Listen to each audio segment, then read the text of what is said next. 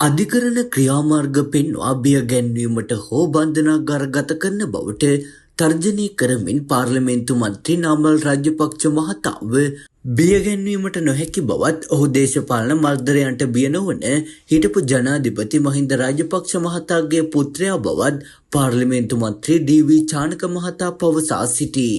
මාධ්‍ය වෙත අදහස් දක්වමින් මන්ත්‍රීවරයා සඳහන් කළේ තමන්ට රටේ ස්වාධීන අධිකරණ පද්ධතිය කෙරෙහි පූර්ව විශ්වාසයක් පවතින නමුත් වත්මන් පාලනය යටතේ අධිකරණයට කරුණු වාර්තා කරන ලබන මාලිමාවේ පොලිසිය පිළිබඳව කිසිදු විශ්වාසයක් නොමැති බවයි.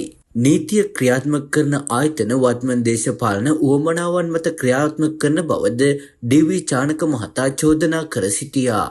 වත්මන් රජයට සහ විරුද්ධවාදීන්ට ඇති ලොකුම දේශපාලන අභියෝගය නාමල් රාජපක්ෂ මහතා වී ඇති බැවින් කෙසේ හෝ එම අභියෝගය නතර කර ගැනීමේ පටු අරමුණින් මෙම දේශපාලන මර්ධනයන් දියත් කර ඇති බව මන්ත්‍රීවරයා පෙන්වා දෙයි.